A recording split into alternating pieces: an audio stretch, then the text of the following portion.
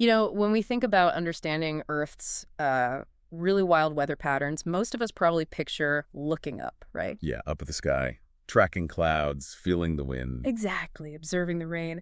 But what if the real secret, the key to cracking those incredibly complex atmospheric puzzles, isn't about gazing upwards from, our backyard? What if it's looking down? Right, looking down from space. It sounds a bit counterintuitive, maybe. A little, yeah. But there's this surprisingly profound and honestly absolutely critical link between aerospace, all those innovations, and the everyday weather forecasts we all check on our phones. It's a completely different viewpoint, isn't it? It offers a level of data observation that you simply can't get from the ground. Exactly. Imagine seeing entire storm systems, developing and moving across whole continents. Wow. Or observing that intricate dance of atmospheric currents, ocean dynamics. Like, you're a global sentinel, truly. The higher we go, the more detailed, the more holistic our understanding becomes of our own planet's climate systems. They're so delicate. And that kind of groundbreaking exploration is exactly what we're embarking on today, right here on the Meteorology Matters podcast. Our deep dive today, it's centered on a truly historic moment, one that beautifully weaves together a lifelong personal dream with, well, crucial scientific advancement. And that's the journey of Deborah Martorell. Yes, set to become the first meteorologist to travel into space. So, we're going to unpack her incredible path, the challenges she overcame, and then, crucially, we'll delve into how observing our planet from orbit is fundamentally revolutionizing our grasp of weather and climate right here on Earth. It really is a story of perseverance, passion, and a real shift in how we approach meteorology. It is. And what's really striking about Deborah's story, I think, is that it's not just about her own achievement, which is monumental, obviously. Oh, huge. But it's also about the direct, tangible impact this kind of experience and all the ongoing space-based research has on our daily lives. Right. This work influences everything, from how accurate your local storm warning is to the big global models that help us understand and, respond to climate change. So let's pull back the curtain. Let's start with the trailblazing path of Deborah Martorell herself. We're talking about a Puerto Rican journalist, a meteorologist, with over 3 decades of experience. 30 years, yeah. A long, distinguished career already. But what really sets her journey apart is that this space thing, it isn't just some recent ambition. She's talked about how traveling to space, becoming an astronaut, has been a dream she's held on to since she was a little girl. Can you imagine carrying that dream, nurturing it for decades? It's profoundly inspiring, really. She often talks about how, as a kid, she'd say she wanted to be an astronaut. And people would just laugh or dismiss it. Yeah, dismiss it as a joke. Or even worse, they'd tell her flat out, that's not a job for women. So disheartening. Yet here she is, 54 years old, and she's seeing this extraordinary dream actually become reality. It's way more than just a personal win, isn't it? It's such a powerful testament to the idea that age is just. It's no barrier, not when it comes to achieving these deep, long-held dreams. Her persistence just speaks volumes. And her message really hits home, doesn't it? Don't let anyone tell you that you can't do what you want to do in life. You can achieve anything you want. That's powerful. Especially when you think about her path. Yeah. It wasn't exactly a straight line from the news desk to forecasting hurricanes. Not at all. Her career path is quite something. A real testament to adaptability and passion, I think. Definitely. She started out studying communication and journalism, University of Puerto Rico, Rio Piedras campus. Right.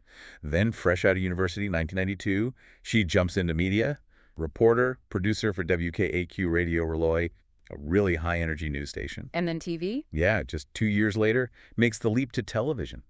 Wapiat Television as a reporter, covering all sorts of stories. So she was already deep in the media world, a seasoned journalist. What was it? What was that pivotal moment that made her shift, her whole career direction towards meteorology? It was a very direct, visceral experience that really reshaped her focus. It was her coverage of Hurricane Georges back in 1998.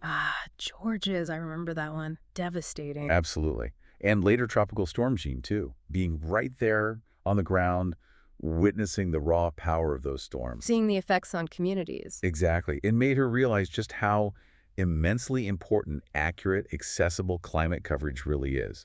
That experience just solidified her resolve, to dive deeper into the science. So that's when she decided to study it formally. Yes.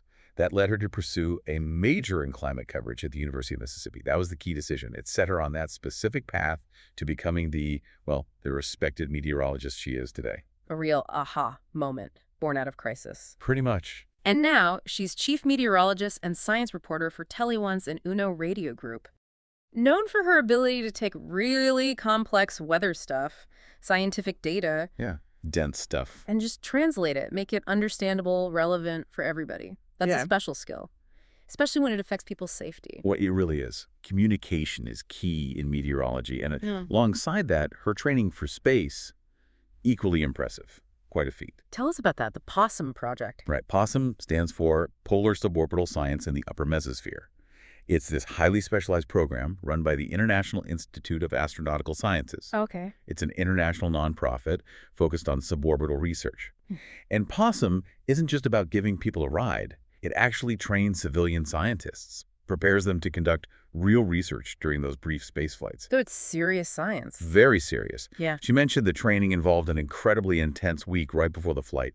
Constant monitoring, lots of discussions. It's a big commitment, not just to experience space, but to actually contribute scientifically. And her personal motivation for taking these classes on, I read she waited until her daughters were grown up. Yeah, she consciously waited until they entered adulthood, which I think says so much about balancing family life while still holding on to a really personal, long-held goal. Truly decades in the making for her. It is. And what's also fascinating is just how much she was already involved with the space community, long before her own flight was on the cards. Like what? Well, she was the first Puerto Rican journalist to get access to the Lyndon B. Johnson Space Center in Texas. Wow, JSC. Yeah. And get this, she had the chance to interview Puerto Rican astronaut Joseph Acaba while he was on the International Space Station. No way. That's amazing. Let's talk about full circle now that she's heading up there herself. Right. And she hasn't just interviewed astronauts. She's been on the ground covering major launches, like the first Puerto Rican nanosatellite, Cunard-2. Oh, yeah. That was a big moment for Puerto Rican science. Huge. And she covered Artemis 1 as well, that critical first step back towards the moon. So her connection runs deep. It does. And on top of all that, she serves as a solar system ambassador for the National Oceanic and Atmospheric Administration's Jet Propulsion Laboratory, JPL. So NOAA's JPL, impressive. Her passion clearly goes way beyond just weather. It's a real dedication to space, to exploration. And this dedication, this skill in bridging complex science with public understanding, it hasn't gone unnoticed. Awards. 8 Emmy Awards for her environmental and space reporting. 8. And 2 Awards of Excellence in Science Reporting from the American Meteorological Society. These really highlight her expertise, her unique talent for making science compelling and understandable. Okay, so we've got the dream, the winding path, the intense training, the deep space connections, all leading up to this moment. Let's get into the nuts and bolts of the flight itself. When's it happening? What's the mission? All right. Her historic flight is scheduled for Sunday, August 3rd. It'll launch from Blue Origin's private spaceport out in West Texas, near Van Horn. Blue Origin's new Shepard. That's the one. This specific mission is designated NS-34. It's the 34th overall flight for the new Shepard vehicle, and importantly, its 14th human flight. So they're building up experience, incrementally but steadily. Exactly. And she'll be part of that ongoing story of commercial spaceflight. Now, the flight itself is pretty short, right? But incredibly impactful. Oh, absolutely. Liftoff to touchdown, the whole thing is maybe 10 to 12 minutes. Super intense. But in that window. You get a few precious minutes of real weightlessness, and then that view.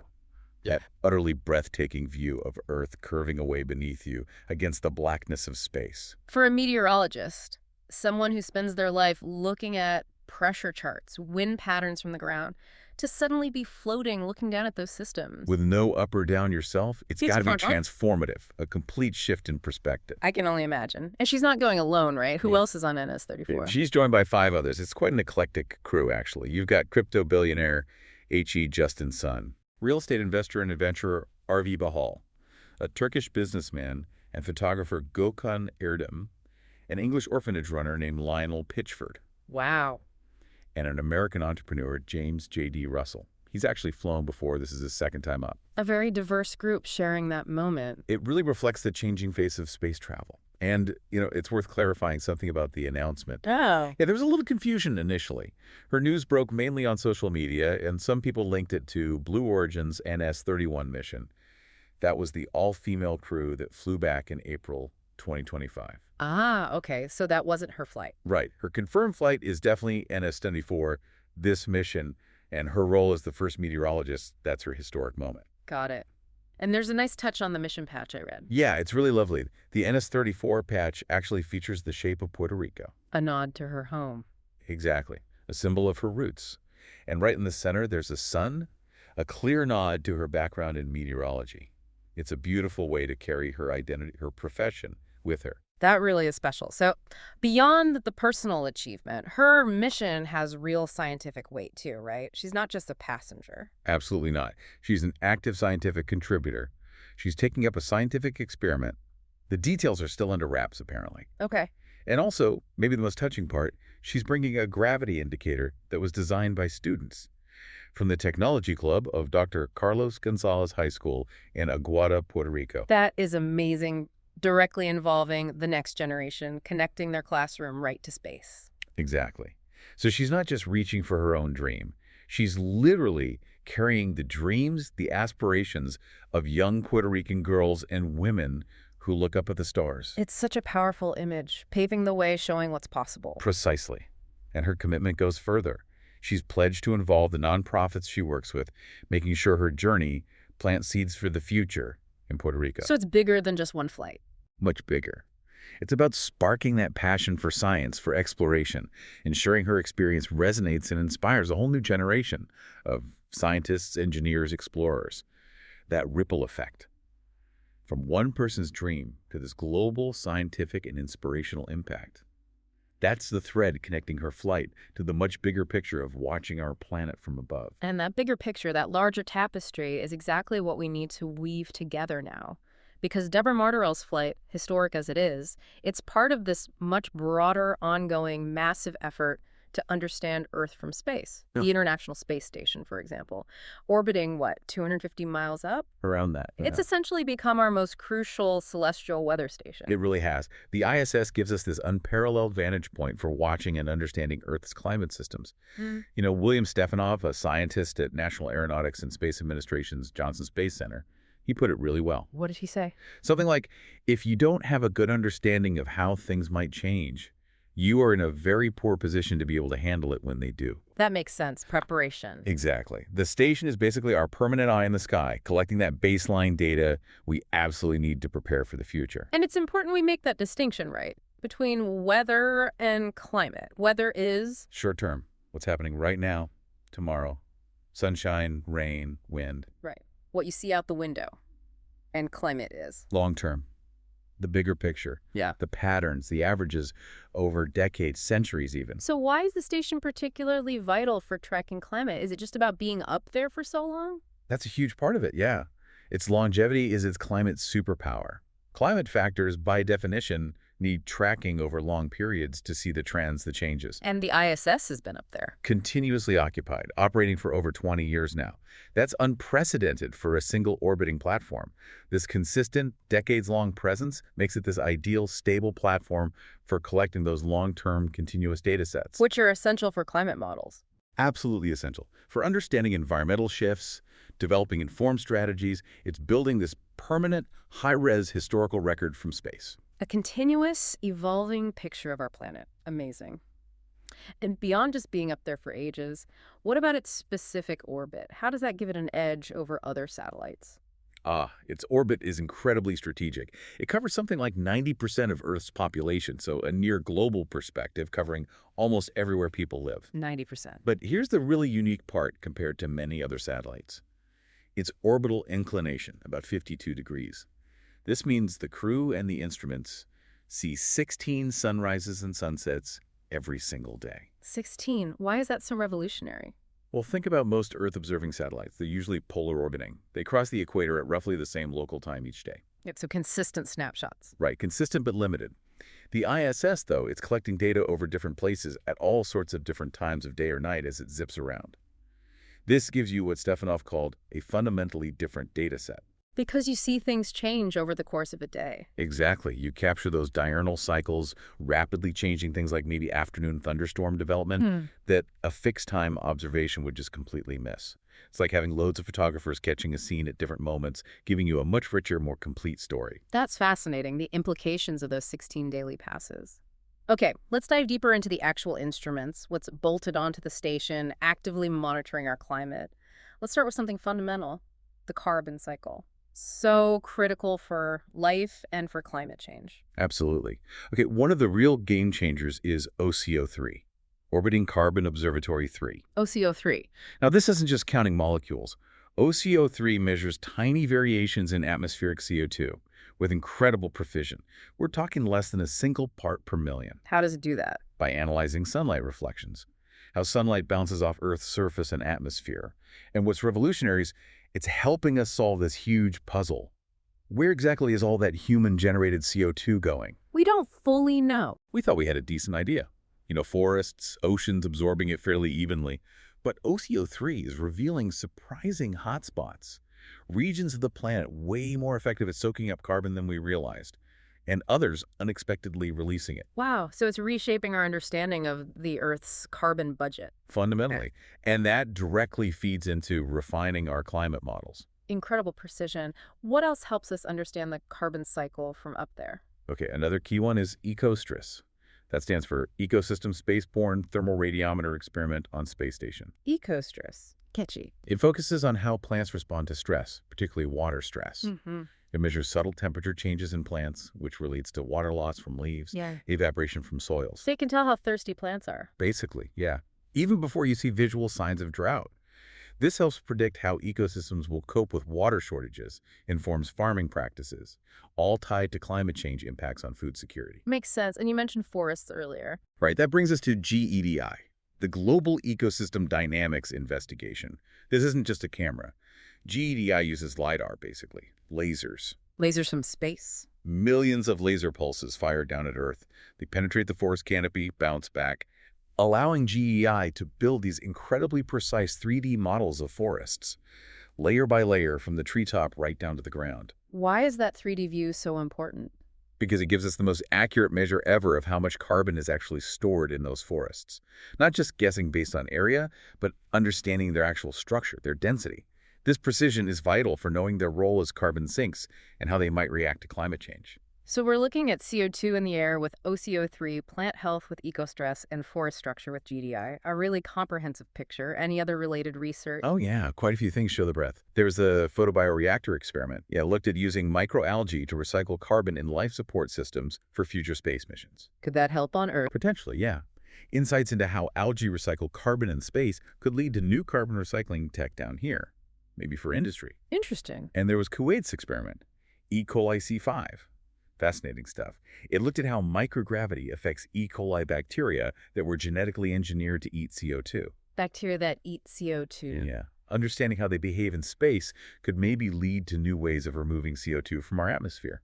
And even older instruments, like HICO, the hyperspectral imager for the coastal ocean, its images help develop ways to detect harmful algal blooms. Which relates to ocean carbon absorption. Exactly. These blooms affect marine ecosystems and play a role in how much carbon the oceans take up. It's all connected, trying to grasp the whole delicate carbon balance. It's truly holistic. Okay, moving beyond carbon.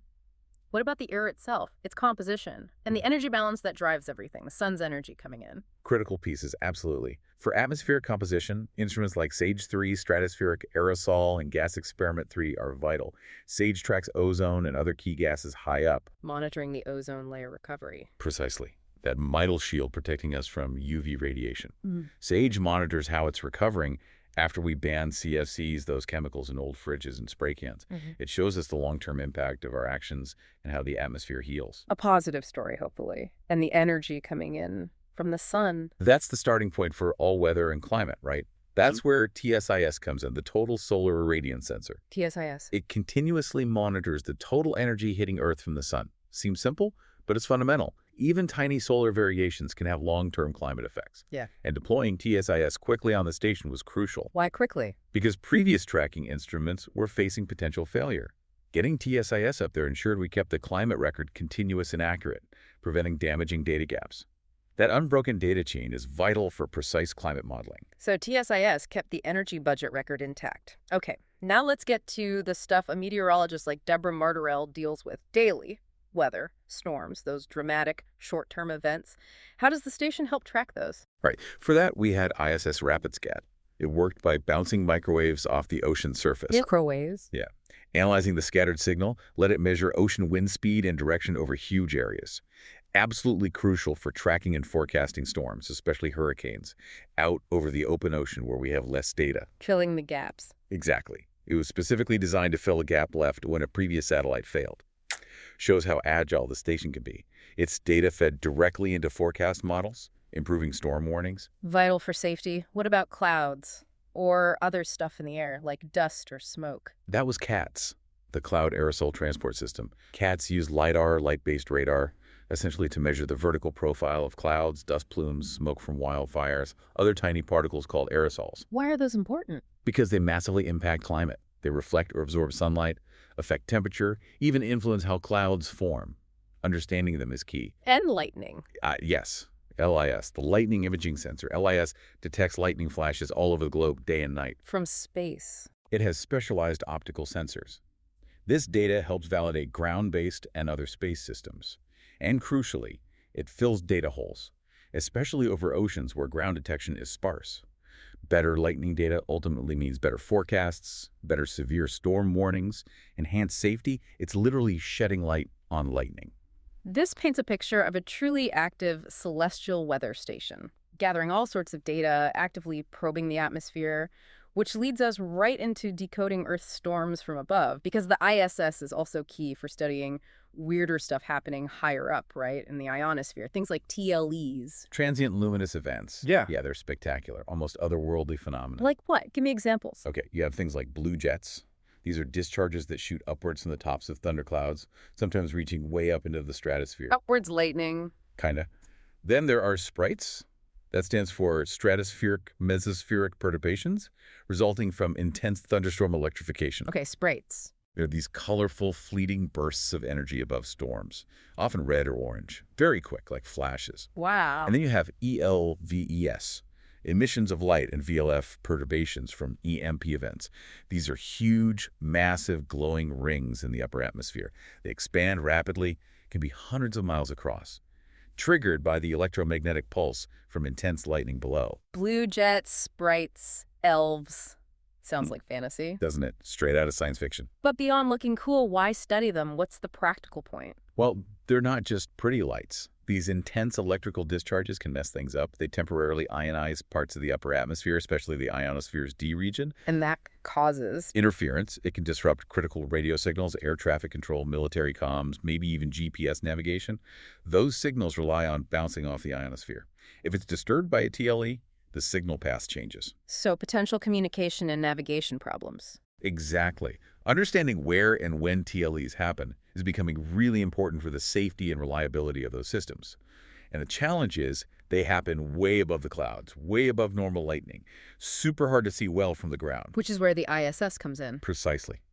Its orbital view is indispensable for studying these things. So what key investigations have used the ISS to look at TLEs? One of the big ones, hugely productive, is ASIM, the Atmosphere-Space Interactions Monitor. ISIM. It's a sophisticated suite of instruments mounted on the outside of the station, just constantly staring down and collecting high-res data on TLEs. And what's ISIM telling us? It's giving scientists really crucial, unprecedented insights into how powerful thunderstorms affect Earth's atmosphere, right from the ground all the way up to the edge of space. This feeds directly into improving our weather and climate models by refining how they handle atmospheric electricity. Has it made specific discoveries? Oh yeah. ASIM data definitely confirmed that those upward lightning-like discharges from storm tops do create ELVAs, those giant rings. That influences the ionosphere and helps us understand both Earth weather and space weather, how things like solar flares might interact with our atmosphere. Okay. It's also described the physics of corona discharges inside thunderclouds. These are powerful, super short electrical bursts happening right before or with lightning. This data helps figure out how lightning actually gets started, which is still a bit of a puzzle. Really? We don't fully know how lightning starts. The exact trigger mechanism is complex and still debated. Mm. ASIM helps. And by combining ASIM data with ground radar, scientists have even pinpointed the exact height and shape of those blue discharges, the blue jets. Critical data for atmospheric physicists. Incredible detail from orbit. Are there other ways they watch these storms from the station? Yep. Another European Space Agency project called Thor Davis used a special high-speed camera. High speed. Very high speed. They mounted it to look through the windows of the cupola, that big bay window module. Yeah, the observation deck. Right. This camera could shoot at up to 100,000 frames per second. Whoa. Yeah. Allowed them to capture the millisecond-long evolution of TLEs in amazing detail. Proved it's a really useful tool for watching severe electrical storms from space. Might have other uses for studying rapid atmospheric events, too. Capturing things faster than blinking. And I think you mentioned smaller satellites getting involved, too. Yes, exactly. The Japan Aerospace Exploration Agency, JAXA, had the Light 1 CubeSat. Brilliant example. CubeSat for lightning. For something even more intense. Terrestrial gamma ray flashes, or TGFs. Yeah. These are incredibly high-energy bursts of radiation coming from thunderstorms. Gamma rays. From storms. Is that dangerous? It can be. They can expose aircraft, electronics, even passengers to significant radiation doses if they fly through one. Light 1 used sensitive detectors packed into a tiny satellite to spot these TGFs. What's the goal? To compare the CubeSat data with ground observations, build up better maps of lightning and thunderstorms, especially these high-energy events. And it shows the power of CubeSats, smaller, cheaper, faster, to build and deploy for specific science goals compared to big traditional satellites. So from big external instruments like ASIM to cameras inside to tiny CubeSat, a whole range of tools watching these powerful events. Which brings us nicely to the human side of things and these microsatellites. It's not just automated instruments doing everything, is it? Not at all. Astronauts themselves are crucial observers, highly trained observers, actually. Taking photos. Millions of them. They've taken over 4 million images of Earth from space. More than 3.5 million just from the ISS alone. 4 million? Yeah. It's one of the longest-running visual records we have of how Earth has changed over time. Their photos add this vital human perspective, often catching things automated sensors miss, or focusing on specific areas of interest. It complements the sensor data beautifully. So these aren't just pretty pictures for Instagram, though they are often stunning. They have real uses. Absolutely. Tons of practical applications. Their use in studies of urban night lighting helps understand population density, energy use. Okay. They're used to monitor dynamic things like glaciers, tracking retreat or advance, watching active volcanoes, tracking eruption plumes and their atmospheric effects. Wow. There was even a cool project called AMATHS, used astronaut photos to help track bird migration routes, see how changes along those routes might be affecting the birds. That's amazing, bird watching from space. Kind of. And really crucially, astronaut photos provide vital, sometimes real-time support for disaster relief. How so? After a hurricane or a big wildfire, these overhead shots can give ground responders critical info fast. Which way is the smoke plume heading? How far has the flooding spread? Is that bridge still standing in a remote area? It helps make the response quicker and more effective. Real-time intelligence from a human eye in space. Incredible. And speaking of smaller contributions, let's circle back to CubeSats, these little shoebox-sized things. How do they fit into the big picture of Earth observation? CubeSats are total game changers, especially for testing new tech or new climate science ideas quickly. How do they get deployed? Pretty efficiently. They hitch a ride up to the station with regular cargo, astronauts prep them on board, then they get deployed right out of the station's airlock into low Earth orbit. Like little birds leaving the nest. Exactly. Their huge value is they're super accessible for smaller programs, universities, different national aeronautics, and space administration centers.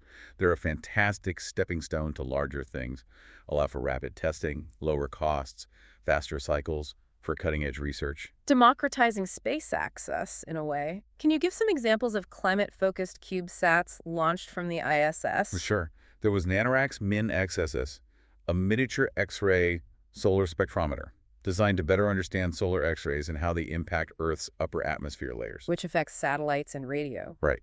Then there was Aguada +1, a Philippine microsatellite providing remote sensing data directly back to the Philippines. Incredibly vital for them. With typhoons, heavy rains, helps with monitoring and disaster prep. Direct local benefit. Definitely. And ARP, the hyperangular rainbow polarimeter. ARPA helped us better understand how clouds and aerosols affect weather, climate, air quality. It studied how sunlight interacts with these particles from multiple angles. That data is crucial for refining climate models and understanding air pollution. Each little satellite adds unique, valuable data. Tiny devices, big impact. And it really does circle us back beautifully to Deborah Martorell, doesn't it? Her mission, carrying both that science experiment and the student-designed gravity indicator, it perfectly blends this human element with that microsatellite kind of innovation. It really does. Her journey, it promises not just to inspire so many people, especially young women and girls in Puerto Rico and everywhere, but also to directly contribute, to foster that next generation of weather and space scientists. It's a powerful synergy. Shows how one person's dream can ignite broader science and inspire innovators. What an extraordinary journey we've traced today.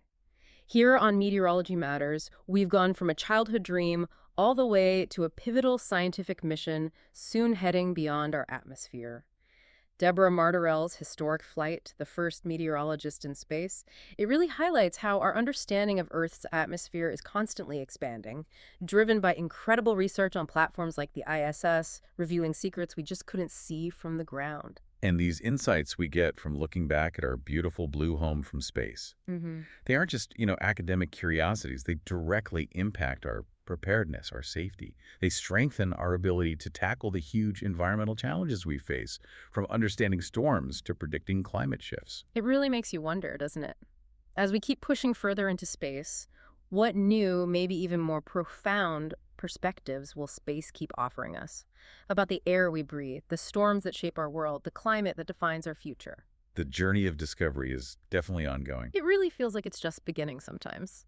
And every step, especially a historic one, like Deborah Martorell's flight, adds another crucial, illuminating piece to that huge puzzle of understanding our planet. Well, you can find more discussions just like this one on the Meteorology Matters podcast playlist over on YouTube. Just search for Rob Jones Hurricane. And for even more insights into the world of weather, you should definitely follow meteorologist Rob Jones on Instagram. His handle is Meteorologist. And also on TikTok at TV Meteorologist. Thanks so much for joining us for this deep dive into the cosmos and its vital connection to our climate.